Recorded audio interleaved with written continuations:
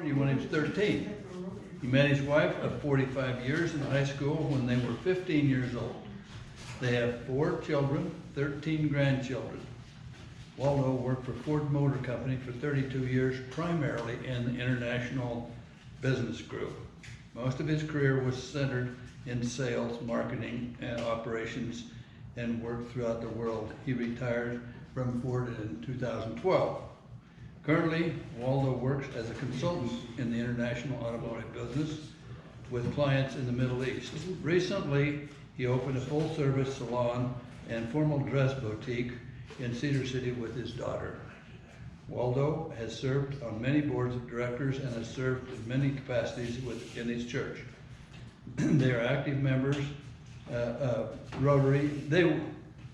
He was an active member in Rotary International in Chile, so he understands the commitments of service in the 4-way test. We appreciate Waldo's flexibility in speaking to us today. Waldo?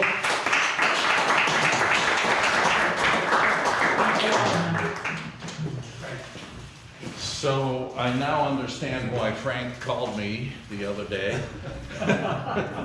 He was in a bind, and like the song says, he was way behind, and he was looking for a speaker to steal. So it's okay. I'm glad that you asked me. This week has been kind of hectic for me because I was also asked to speak at the church's Institute building to all of the Institute students.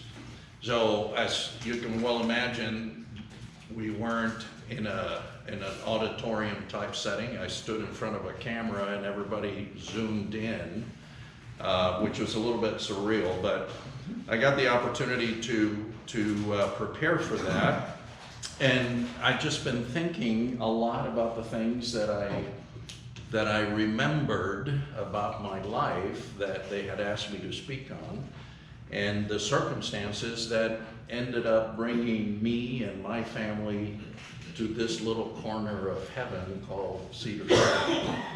So, as Frank said, I worked for Ford Motor Company for 32 years, and after I retired, I continued to work in the international arena. I have a little consulting company. I take trips to the Middle East and have a couple of clients there that I do business with.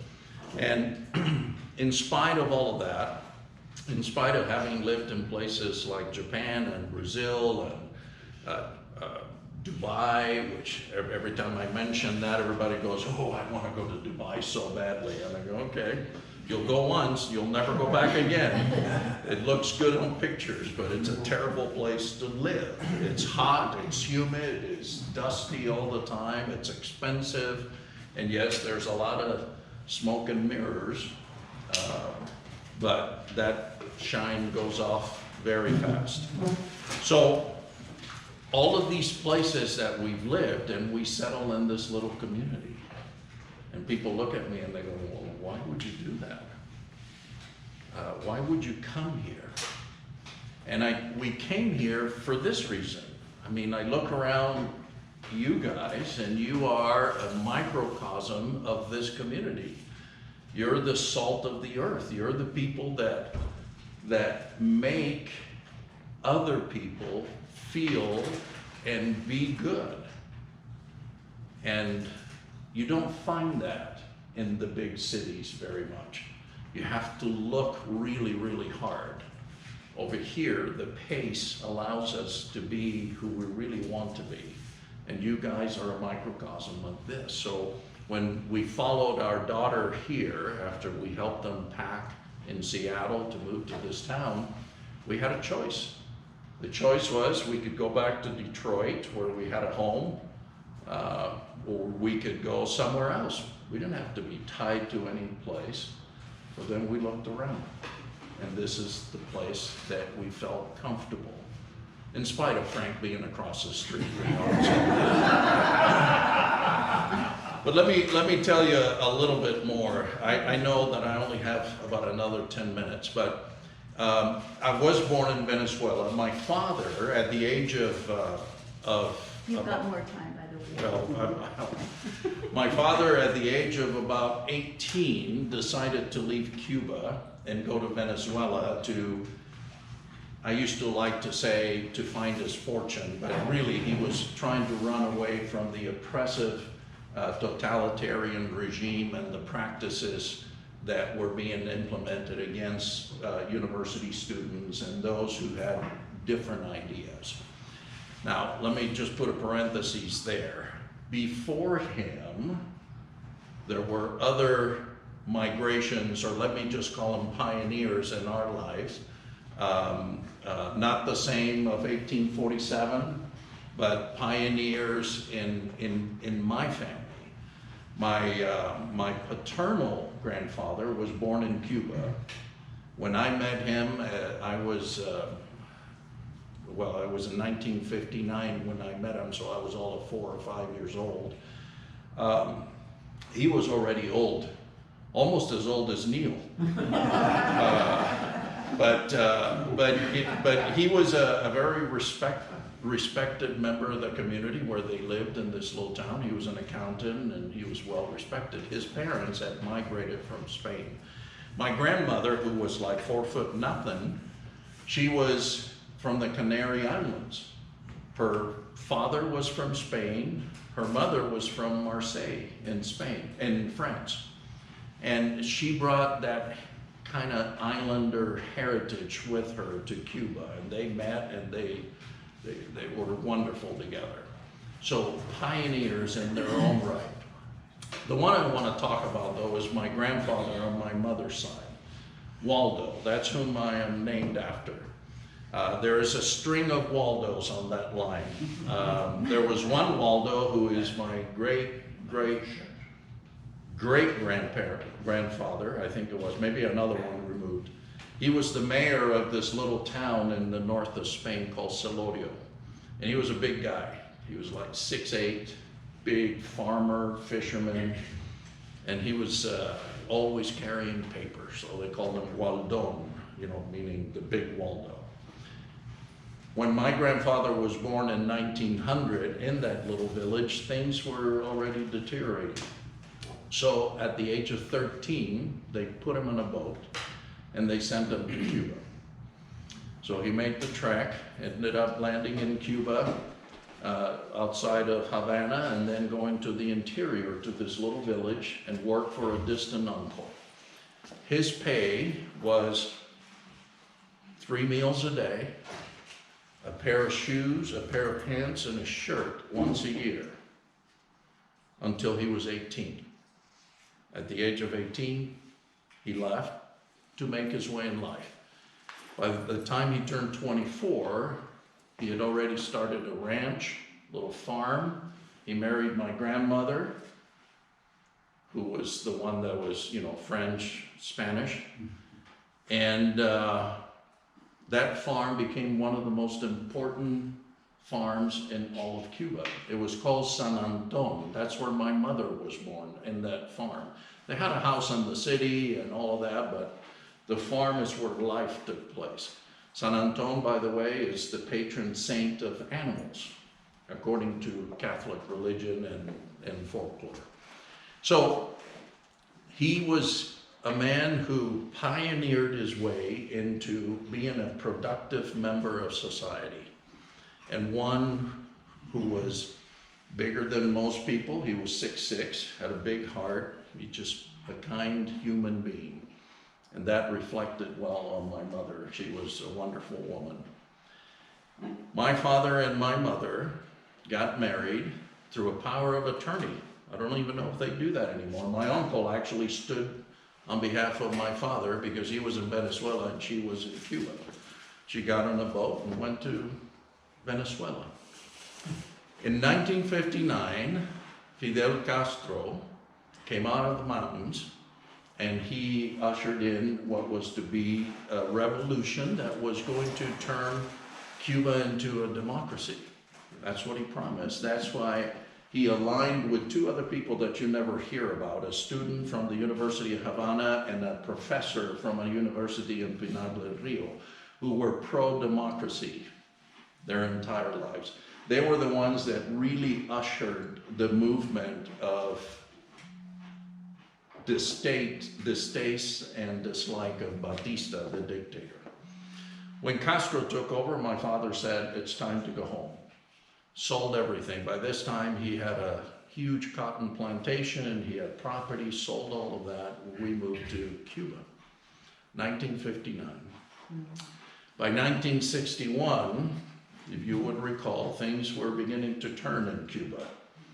A lot of people were going, wait a minute, what are these policies? I mean, Che Guevara was not the icon that you see on t-shirts. He was like the tip of the spear. He was the one that went into Havana before anybody else and got rid of all the opposition. Castro, once he came in 3 days later, and this big thing, he started to also get rid of the people around him that really wanted democracy. One of them is a guy by the name of Camilo Cienfuegos. He was a very distinguished orator. He was a very smart, educated man. He was all pro-democracy. Castro sent him on an assignment to another side of the island, and somehow his small plane blew up over the ocean. So things got bad really, really quickly. By this time, Fidel had already broken every relationship with the United States, and then he declared himself a Marxist-Leninist socialist communist, which by definition then means that you have to take certain steps to exercise the philosophy of a Marxist-Leninist regime. What does that entail? It entails basically you make it so that the government will own everything so that you can equitably divide it amongst the population. So he did a couple of very smart things at the very beginning. One was he put out and said, our population is ignorant. They don't know how to read, they don't know how to write. So I want every person that knows how to read and write to join me in the countryside and the mountains and in the far places of the islands, and we're going to teach everybody to read and write, which he did. One of my aunts, the one that stayed behind, was a teacher, and she loved that idea. She got her green fatigues on and her books, and off she went for almost 1.5 years to teach people how to read and write. The second thing he did is he said, we have to divide everything towards the people. So they showed up at my grandfather's ranch. There was the ranch itself, which was huge. There was a railroad that went through the middle of the ranch, and there was a station in the little town of San Antonio. There were hundreds of people that lived in this town inside the ranch. These were the people that worked for my grandfather. They all had their homes, they all had their businesses. There was a general store, there was a pharmacy, there was all of this literally managed by people who lived there, and as a community they made this place flourish. So they came in, armored vehicles, guns blazing, went into my grandfather's place, took him and my grandmother out, kicked everybody out, gathered all the people and said, we're going to parcel off this farm, and we're going to give every single one of you X number of acres, and you're going to run it. It's now for you to run and then provide to the cooperative. Communism comes from commune, community, everything belongs to the community. So you're going to work it. So here's this pharmacist who has never held a plow, and he is now given a piece of land and he's supposed to make it productive. You can imagine how long that lasted. By the time my father decided that this was not going to be for us, it was right after the Bay of Pigs, actually the missile crisis took place, And as you would recall, that brought Russia and the United States almost to the brink of nuclear war. And we were like in the middle of that. I still remember the jet planes from the US Air Force. We lived right on the ocean in a little place called Varadero. And I could see them from our balcony just skimming the water, and just as they would get right almost to the land, they would just turn around and go back. And it was pretty scary.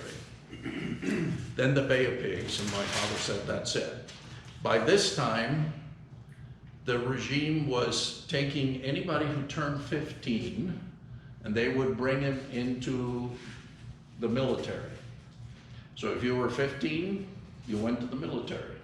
And you wouldn't come out until at least 25 unless they had some other plans for you. So my brother was 14 years old, and we got him out. My father, or my grandfather, Waldo, his sister and brother migrated to Mexico, and they had their own family trees developing there, and they had a little bit of clout with the Mexican government. So they were able to get a visa for my brother, and somehow, miraculously, the government of Cuba allowed my brother to leave. Not knowing if we were ever gonna see him again, because it wasn't guaranteed that the rest of us was gonna be allowed to leave. And it was kind of weird mechanics, right? Here's the government of Cuba saying, we don't like you, so we're gonna make your life miserable because you wanna leave. And here's the Mexican government saying, we'll let you come, but only after your son is out of the country. So we had to get papers for him to come to the United States, and that took about a year. And then the Mexican government said, okay, he's out, now you can come. But the Cuban government said, doesn't matter what Mexico says, it's what we say that counts. Let me tell you what else happened. The minute my father told the government we were going to be leaving, they sent militia people with guns to our home. They took inventory of everything that we owned, everything. Everything, every glass, every fork, every pair of pants, everything. It was documented. My parents had to sign, and then they left with the warning that if anything was missing, when and if we were allowed to leave, we had to either pay for it or replace it. This also, in fact, that they went ahead and confiscated my parents' money and everything else. My dad was a little smarter than them. He had hidden money and jewelry all over the place outside of the home. And for the next year, he would sell to trusted friends and family some of this stuff, and that's how we were able to eat. Eventually, we were allowed to go. We spent a year in Mexico, and then we came to the US. My parents understood, probably better than most, that any form of government that would impede your ability to choose your destiny would not, in the long term, allow you to become what you can become. Whatever that might be. They knew this because of the migration of all of these other grandparents and great-grandparents who understood that you needed the ability to make your own choices so that you could prosper and so that your posterity could prosper even more than you can. The result was that, after high school and a couple of years of college, my dad looked at us and said, I love the United States. They've given us an opportunity to do whatever we want to do, but this isn't the place for me. So he called one of his old partners in Venezuela, and they reconnected, and he said, I'm coming down, and he went down and they started 2 other businesses, but he asked us to leave and go with him to help. So we went, the kids. I was already 19. And And I said, you know, this is all great, but that's my parents' destiny. So, and I loved being all over the place. And that's how I came to work for Ford Motor Company, and to specifically in the international department. Those experiences have taught me a lot about where we want to reside and why. We've lived and worked in places like, Saudi Arabia. It's a kingdom. You've been there, you've worked there. It's harsh. The rules are made by one person. It's his sandlot. Anybody else can either like it or not like it, and they make decisions on the spur of the moment. There are some other benevolent leaders in the Middle East, in Oman. The old Sultan, he just passed away a few months ago. This is the guy that would get on a Jeep and go through every village, making sure that everybody had what they needed: a hospital, an office where they could go and present their complaints or their needs. Whatever they needed, he provided. Schools, libraries. Other places like Chile, right after the Pinochet era, was a wonderful democracy. That country was structured, and democracy came in at a time when they were ready to blossom. They became the example to all of Latin America of how to do things. Through the democracy, now they have some socialist leaders that have actually done some damage to the process, and the economy is not quite as robust as it used to be. Let me just summarize. The world has evolved tremendously from the time my grandfather was born in 1900, or his parents in the 1800s. Communication takes place instantly. It wasn't more than, 16 years ago that Facebook didn't even exist. I tell my grandkids that when I was traveling through Asia, I was on the cutting edge of high tech, because I had a portable Toshiba word processor, and I had this little brick called a printer that when I got to my hotel room, I could type my letters, print it in my little thing, and then use a fax machine to send them back to Detroit on my daily reports. And everybody thought, whoa, look at this thing, it's got today's date on it. That was, the cutting edge. Amazing. See, that was only in 1991, 1989. So today things are moving at the speed of light, and we need to be careful to think deeply about the things that are going on around us and how they can affect us for the future. I love where we live because we take our time to think about things, and we don't get run over by the mob. Pardon, I'm not trying to make a political statement, but this is what happens all over the world. Everything comes in, everybody wants to react immediately, and then we make mistakes. One of the things I learned in my life early on, 1986, I was sent to Japan with 4 other colleagues to negotiate some contracts with the Japanese, and then we were to go to Korea and do the same thing. This was with Mazda and Kia. And I remember we prepared. We had an attorney, I was the business guy, we had a parts and service guy, we had a finance guy. Our attorney was a woman who was probably the toughest attorney I've ever worked with. She was tough as nails. Sue Gasparian was her name. Anyway, we prepared for weeks. We fly a gazillion hours, get there, get into this little room, no windows, everybody smoking, it's a disaster. And we work for 5 days straight, 14 hours a day. At the end of the day, we just drag ourselves to the hotel and try to put together some resolutions from the meeting. The next morning, we would go in and said, we want to just read what we accomplished yesterday so that we can take it from there. So they would listen politely, and then we would read these things, and then they would bow their heads and go, no, we agree that that's what we talked about, but we don't agree that that's what we agreed. And then we would have to start all over again. So after a week, we had gotten nowhere.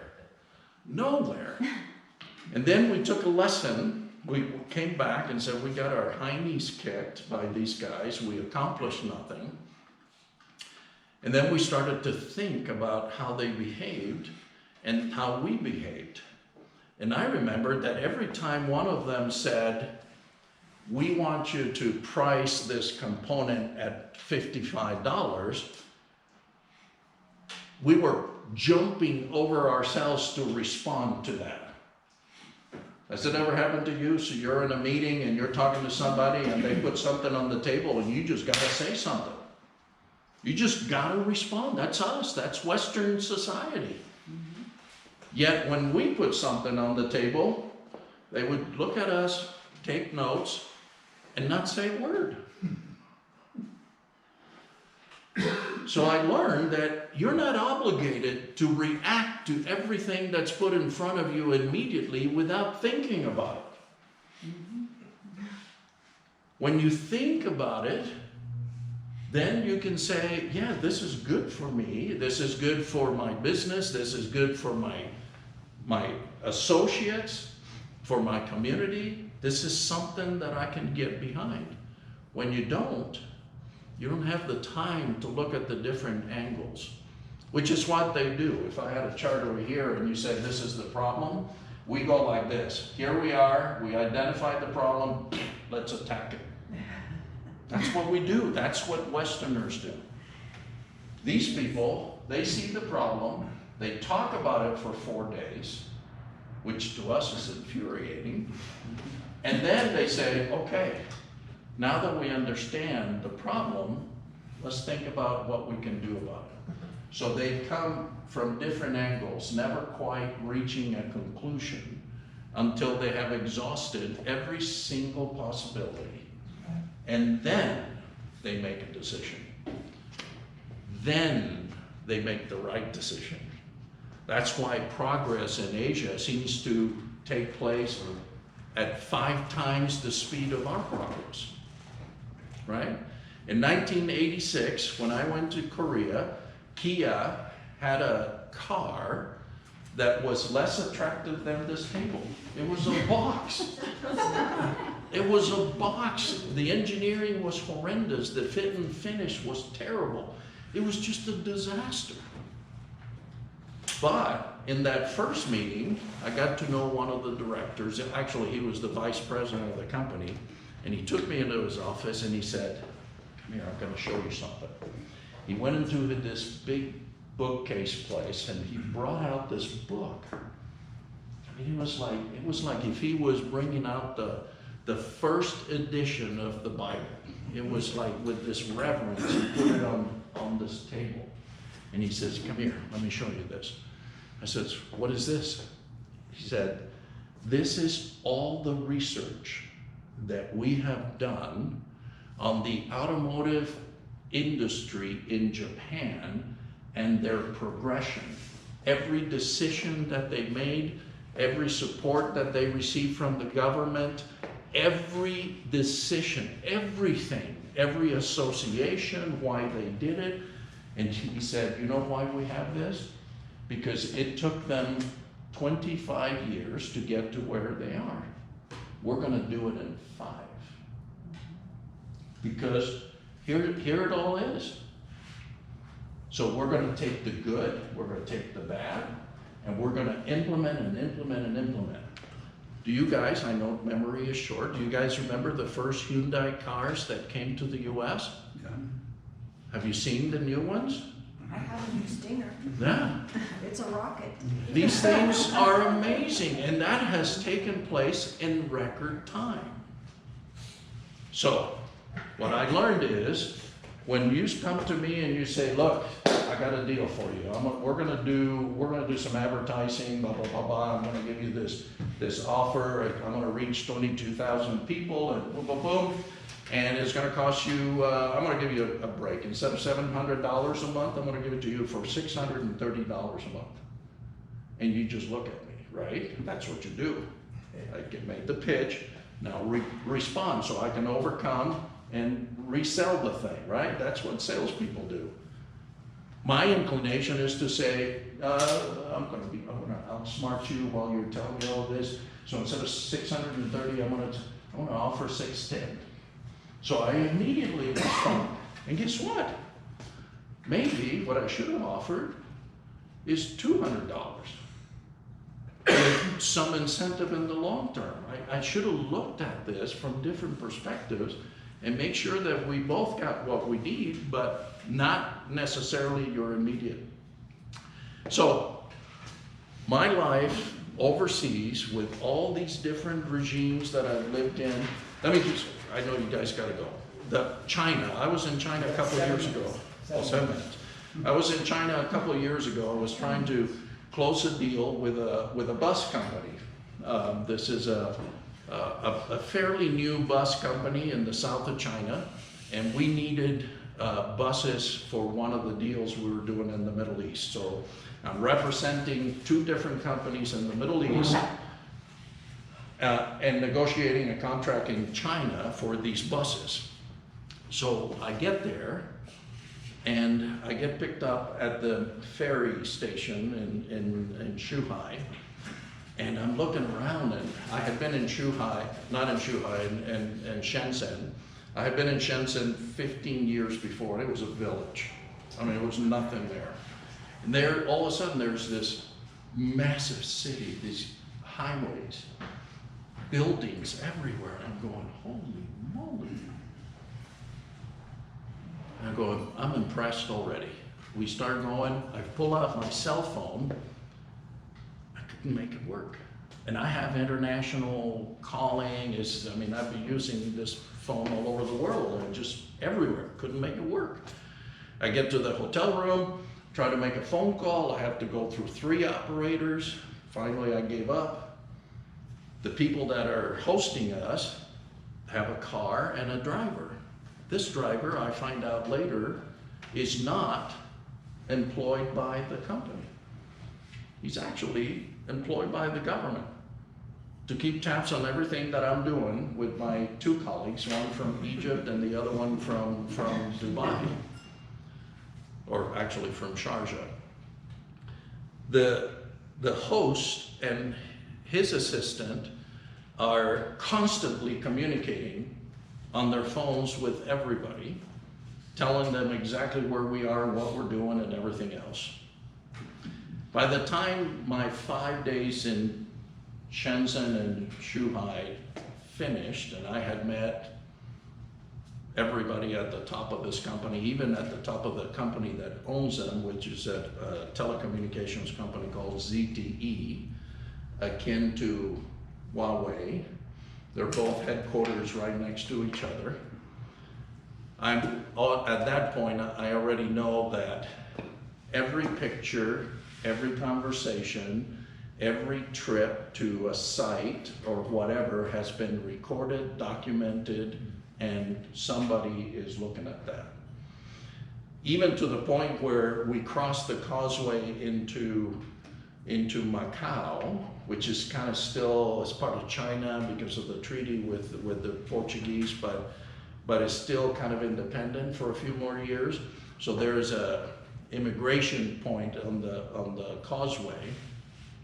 We get there, and our host pulls out his phone as we get out of the car, and he presses it to the driver's phone, and something happens, and we move away. And then we get to the other side, on the Macau side, and we go back to get on a big van that was gonna take us to the MGM hotel, actually. Very nice, much nicer there than in Las Vegas. And what he does is after he tells them what we're gonna do and everything, he takes his phone out and presses it against the other one.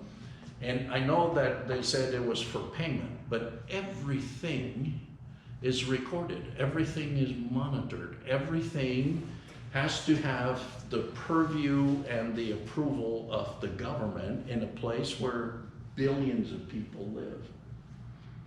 They don't have Facebook, they don't have Google. I saw a video yesterday of a new electric SUV that they're planning to launch. This thing has got more tech than you can imagine. You talk to this car and it has like a Siri or a Hey Google, but it's the Chinese version. It'll do things like move the electronic screen in the middle. You can tell it to just, hey, put it sideways so I can watch a video. And it'll just turn the thing and then take you to the video thing. It'll communicate with the cloud. It'll tell the cloud where you are. It'll record what you're saying in the car.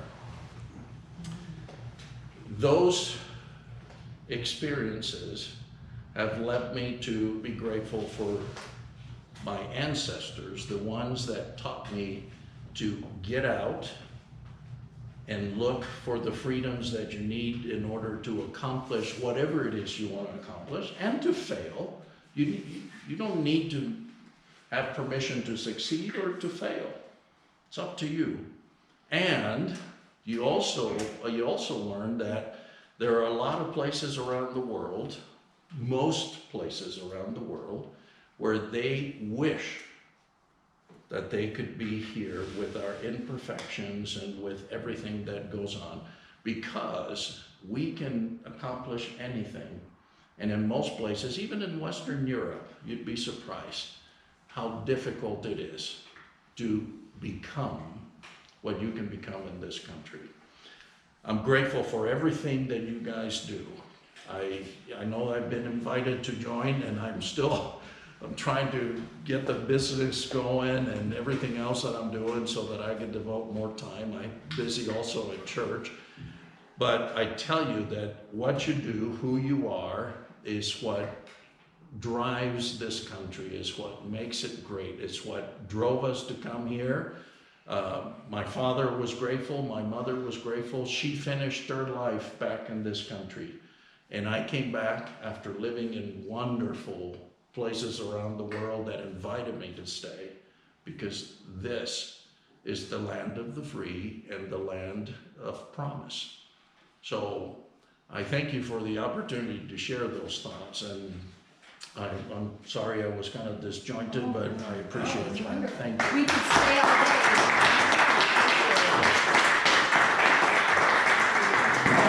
And I'm sure if anybody has any